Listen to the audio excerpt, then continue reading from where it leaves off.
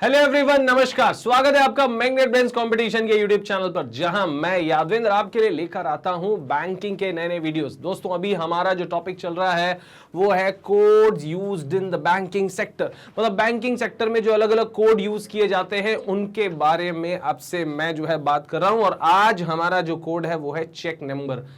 Check number क्या होता है, क्या इसका यूज होता है, इसके बारे में जानेंगे। लेकिन उससे पहले बता दूं कि ये सारे यूजफुल वीडियोस जो कॉम्पिटिटिव एग्जाम्स में आपके काम आते हैं मैग्नेट ब्रेन्स कंपटीशन के यूट्यूब चैनल पर अवेलेबल हैं। ये एक ऐसा यूट्यूब चैनल है जो आपको high quality educational video provide कराता है, वो भी 100% फ्री। तो अगर आप भी क्वालिटी एजुकेशन में विश्वास रखते हैं और फ्री एजुकेशनल वीडियो प्राप्त करना चाहते हैं तो आपको करना बस इतना है कि आपको मैग्नेट ब्रेन्स कंपटीशन का यूट्यूब चैनल सब्सक्राइब करना है, लाइक करना है और शेयर करते रहना। चलिए शुरू करते हैं डिस्कशन चेक नंबर पर। Check number, a check number is a 6 digit number. पहली बात, आपसे कोई पूछे कि भैया चेक नंबर का जो डिजिट है वो कितने होते हैं, तो आप बताएंगे it is a 6 digit code. ये 6 डिजिट का कोड होता है, 6 डिजिट नंबर, है ना। Use to identify a check, मतलब चेक नंबर का काम क्या है, to identify a check. Check number की पहचान करना, नंबर से पहचान होती है कि भैया ये 5852 वाला चेक है, या ये नंबर वाला चेक है, या वो नंबर वाला चेक है। ये जो है बेसिकली 102439 वाला चेक है। तो ये हर एक नंबर जो है वो बेसिक, जैसे आपका मोबाइल नंबर आपकी पहचान है, लैंडलाइन नंबर आपकी पहचान है जो यूनिक है, ऐसे ही चेक नंबर जो है वो चेक की पहचान होता है। क्लियर है? अच्छा, प्रिंटेड बिटवीन इन्वर्टेड कॉमास, है ना, inverted commas at the bottom of the cheque leaf. मतलब ये कि इन्वर्टेड कॉमा में प्रिंट होता है और चेक पर जो है नीचे साइड में बॉटम ऑफ द चेक जो है प्रिंट होता है। Check number tells us the status of the check. मतलब ये कि चेक नंबर से हमें चेक का स्टेटस भी पता चलता है। अगर हम ऑनलाइन बैंकिंग करते हैं और हमने चेक कहीं प्रेजेंट किया हुआ है तो हमें कम से कम बेनिफिट पता चलेगा कि भैया, या स्टेटस पता चलेगा कि हमने जो चेक दिया हुआ है वो किस जो है वो स्टेटस पे है, क्या उसका पेमेंट हो चुका है, क्या उसका वेरिफिकेशन हो चुका है, क्या या डिलेड है, वो सब जो है आप चेक नंबर से पता कर सकते हो। यहां तक कि आपको अगर बीच में पेमेंट रोकना भी है कि भैया अब ये चेक का पेमेंट मैं करना नहीं चाहता हूं, तो आप चेक नंबर से उसका पेमेंट रोक भी सकते हो। क्लियर है कि भैया इस नंबर का चेक कैश ना होने पाए, तो चेक नंबर काफी काम आता है। One is required to fill certain check details while depositing a received check into his or her account। मतलब प्राप्त चेक को अपने खाते में जमा करते समय कुछ चेक विवरण भरने की आवश्यकता होती है। मतलब ये कि सिंपल, आपके पास जब चेक आता है और जब आप चेक अपने, मान लीजिए कि आपको अशोक से पैसे लेना है ना। अब अशोक से पैसे लेना है तो अशोक ने आपको 50,000 का चेक दे दिया।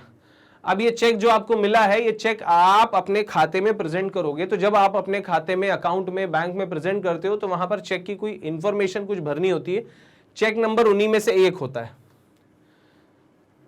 दोस्तों बात करें तो these details includes the date, account number, date, account number,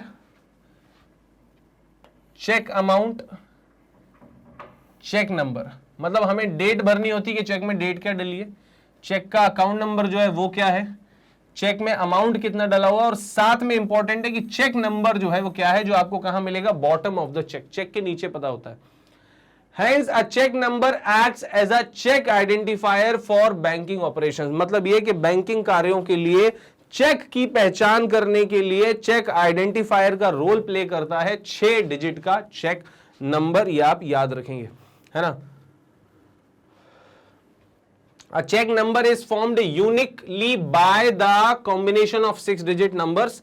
Check number is printed at the bottom of the leaf of right next to MICR code। मतलब ये कि चेक जो है वो MICR के बेसिकली लेफ्ट में, है ना, होता है चेक नंबर, है ना। चेक नंबर MICR कोड के ठीक बगल में चेक लीफ के नीचे छपा होता है। MICR के जस्ट बगल में, जैसे अगर ये MICR है तो इसके ठीक लेफ्ट साइड में जो है वो चेक नंबर 6 डिजिट का प्रिंट होता है। मैं आपको बता देता हूं, जैसे ये जो है हमारे सामने चेक है किसी बैंक का, है ना, और यहां पर जैसे ये चेक नंबर है, प्लीज मान लीजिए 432371, है ना।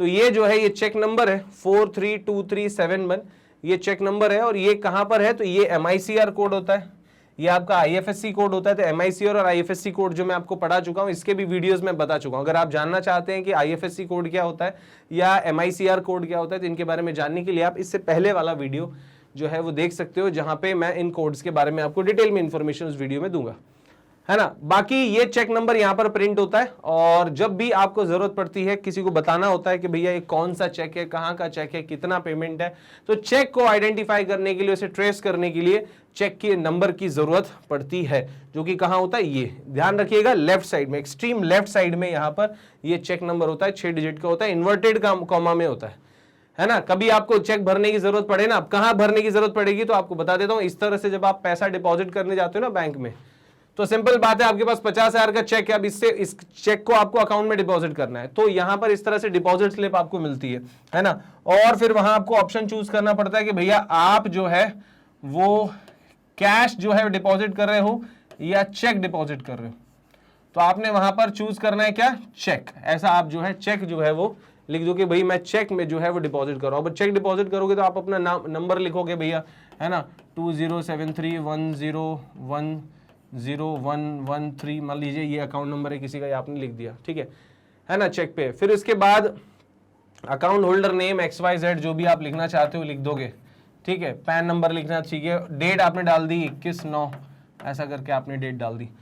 तो ये सब जो इन्फॉर्मेशन भरने के बाद अब देखिए यहां पर जो इन्फॉर्मेशन, ये जो कॉलम ये बने, ये जो बॉक्सेस बने, टेबल बनी और यहां टेबल बनी।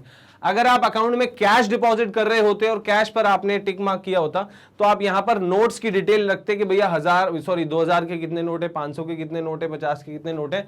तो आप नोट्स की डिटेल लिख के टोटल करके यहां पर और वर्ड्स में अमाउंट लिख देते। लेकिन अभी क्या कर रहे हो, आप चेक डिपॉजिट कर रहे हो, तो सबसे पहले आप लिखोगे भैया बैंक का नाम क्या है। तो चेक का है, पता चला कि भैया कैनरा बैंक का है, तो आपने लिख दिया कैनरा बैंक, ठीक है। अब उसके बाद फिर कहां की है, ब्रांच कौन सी है, तो आप लिख दो ओल्ड बजरिया ब्रांच, है ना, ब्रांच